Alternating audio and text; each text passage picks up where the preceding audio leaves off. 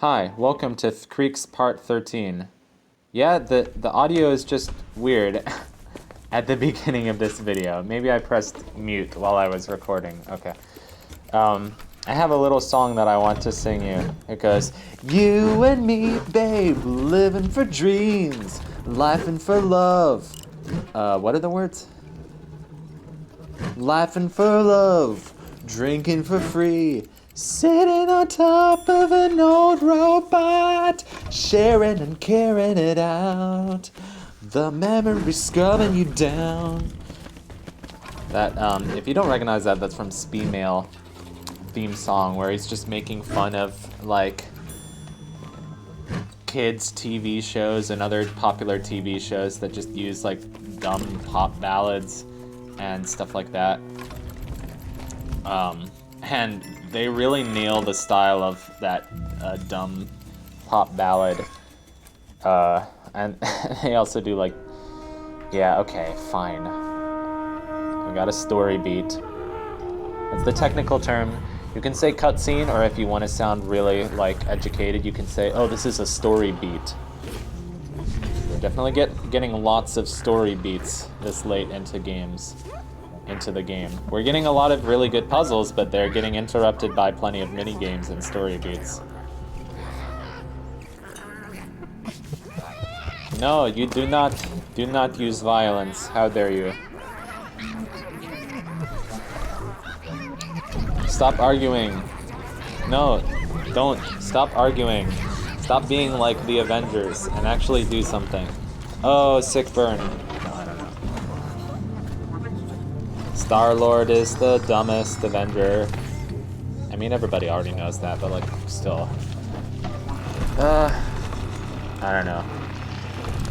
I'm tired of mainstream movies anyway. I mean, I'm definitely not watching The Avengers again, or whatever. I'm watching The Avengers, the show from the 60s, you know, with Diana Rigg, one of the most beautiful actresses in TV history, but like, you know, whatever. Truly, look her up. Diana Rigg. Oh no, oh no. So yeah, we got, instead of a Mr. Coat Rack, we have Miss Coat Rack. I have to say it again. You look like a broomstick, I look like a coat rack. And then he literally just has a coat rack taped to his back. So we got Miss Coat Rack, Mr. and Miss Coat Rack. No, the codex, no, oh no, there's nothing we can do. Darn you, Miss Coat Rack. I like the bathtub over there. I wonder if that's a bathtub for Miss Coat Rack. But like, she's made of wood, so like, wouldn't she just like turn into a pulp if she took a bath? I don't know. I don't know what's like the hazards of like getting wood wet are. I know you don't want to like leave water rings in like your table. I know if you use like one of those steak knives where the handle is wood, like you don't put it in your dishwasher, you just wash it with soap. Or maybe you do put it in your dishwasher. I don't know. Here's the kitty escapes into the tree. And the tree is an underground maze, of course. So since this maze took a while, I cut out my first attempt, but I edited it well enough. I edited it. There you go. So that you can't tell that this was my second attempt, but it was. I messed up the first time, and now I know the puzzle a little bit better. So this elephant will raise up that bridge and also open that door. But we don't want to do that yet, I guess. And then somewhere around here,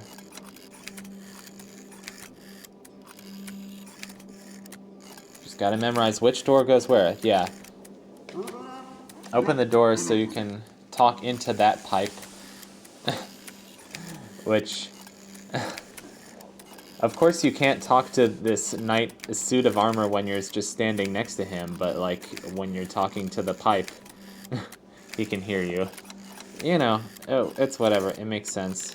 And now you want to put the bridge down so that you can walk across. I love how like noisy this is. It's just the sound of the levers creaking over and over. It sounds like an actual like wind-up toy that you would play with. So yeah, the sound design of this game, like Amanita always makes games that just have that wonderful like handmade, homemade feeling to them. You know what it is? I don't know what it is specifically, but you know, it is what it is. God darn it, we need to go and... Ugh, I'm lost again already.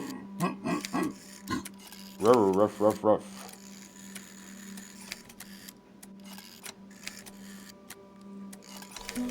Okay, that's the switch that we pull.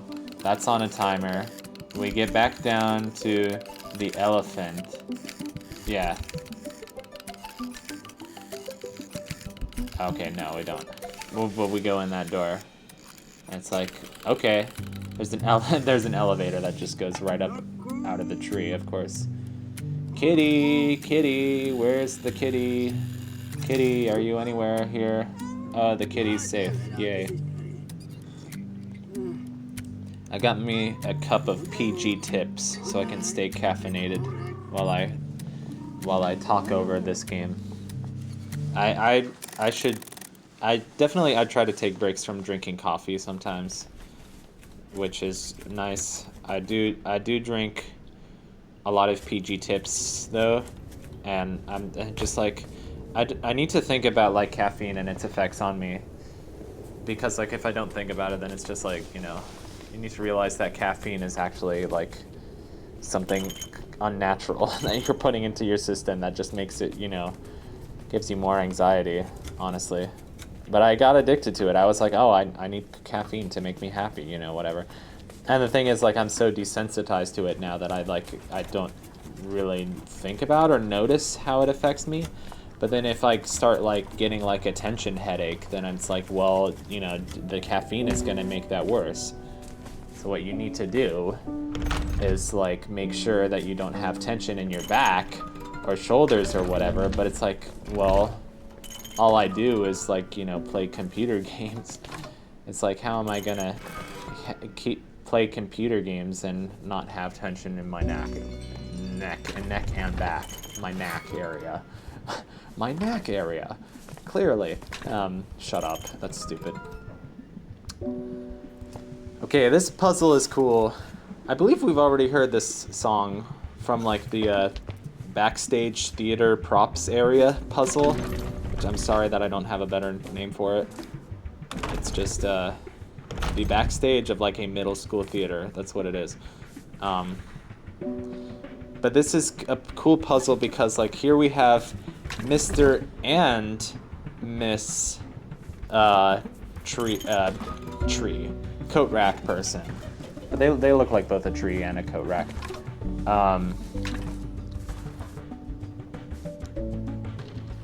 Dude, these drums are so good.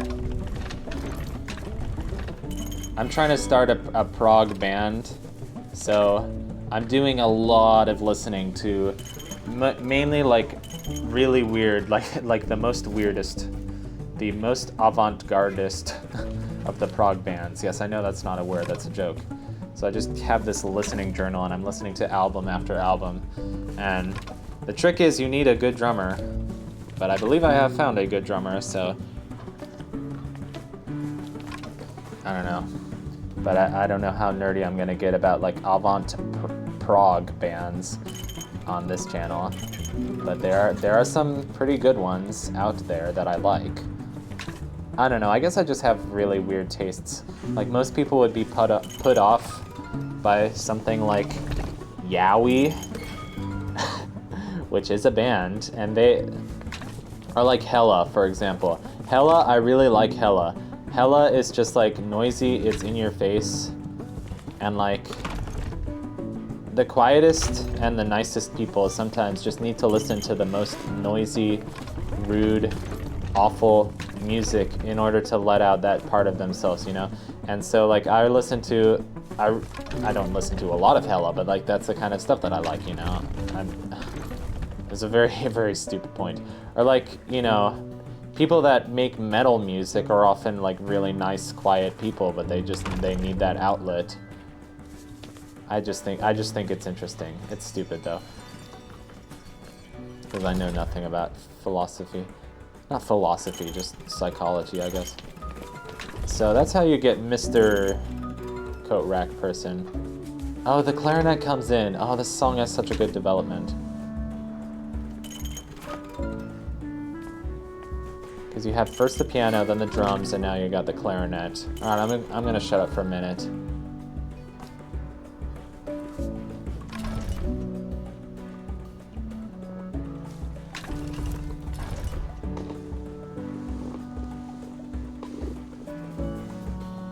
This is literally like one of the most mind-blowing game soundtracks ever. Like, I cannot recommend this game enough. This game is so beautiful. It literally, like, I don't know. This game makes me cry. It's just that good.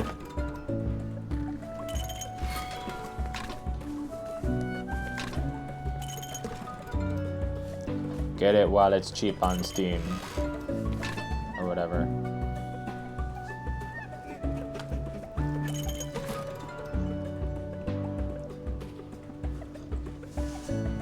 See, I'm looking at a small version of the screen and I can't really tell where all the switches are.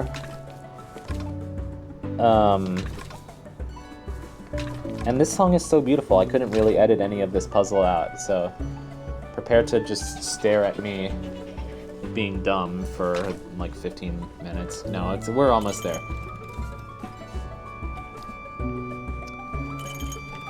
Ah, that beautiful clarinet.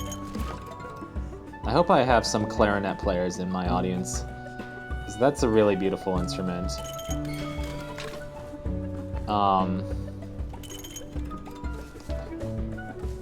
So what switch is it that actually lowers that door? I don't see it.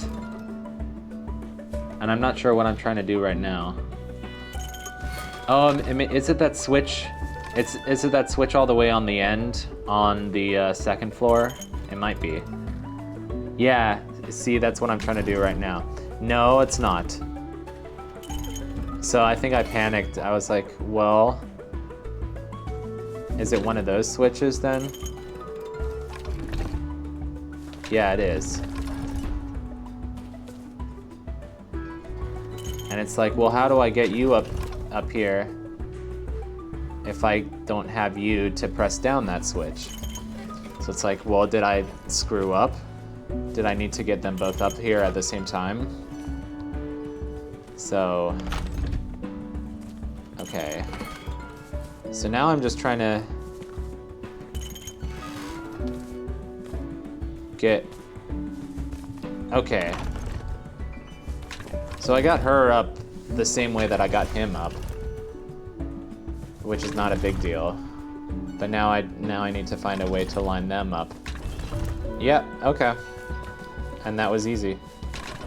And now they're united, and they are in love with each other, and they kiss each other, and they really happy. Wow. That's sweet. I remember I got a little misty-eyed. That's a nice thing to say, like if you want to like admit that you cried at something, but like you don't really want to admit it, you just say, oh, I got a little misty-eyed, and then you still sound manly. But no, I got a little misty-eyed the first time I played it, and I did that puzzle, and it got to the part where they reunite and they kiss each other. If only that would happen for me. I'm nothing to complain about. I'm still young. We got another puzzle up here. This puzzle is much simpler, as you can see. There's just one tree man. And now I can't stop calling them tree men. Gordon Freeman tree men. Morgan Freeman. No, well, yeah, Morgan Freeman's the actor. And Gordon Freeman's the stupid, like, Half-Life character. And there's... Yeah, there's one switch, one lever, one foot switch that we need the tree man to stand on, that we don't actually stand on ourselves.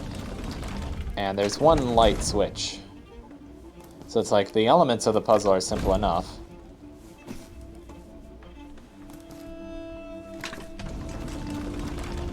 So I stopped here and I counted it out, and I was like, well, I want to be exactly either 3 or 4 paces, I think maybe 4 paces ahead of the tree man. But it's like I can't just use the light to do that. And it's plenty easy to get behind him because, you know, you can put down the wall right there. But I think the trick is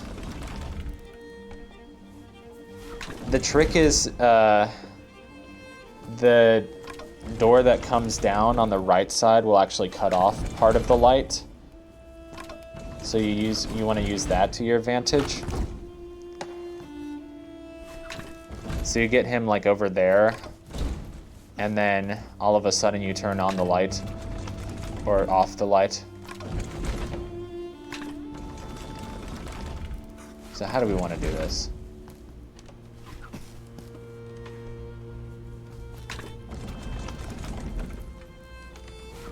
Did I have to look up a walkthrough on this one? I don't remember.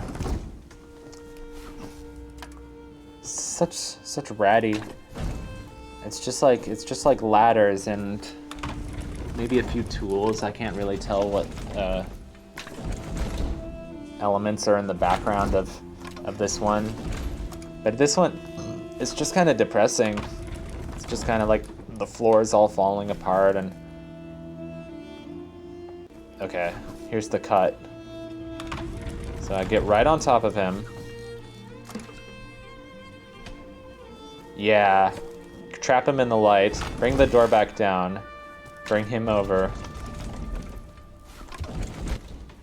Simple enough, right? I love that sound. That sound for the elevators. I made a joke about like, oh, there's so many elevators in Metroid Prime. They should have used that sound for the elevator. Imagine they had like old rusty rickety elevators like this in Metroid Prime. So we're about to see like the next area of the game, and it's going to be really exciting. And I'm going to leave this video on a cliffhanger. Look at that. Cliffhanger.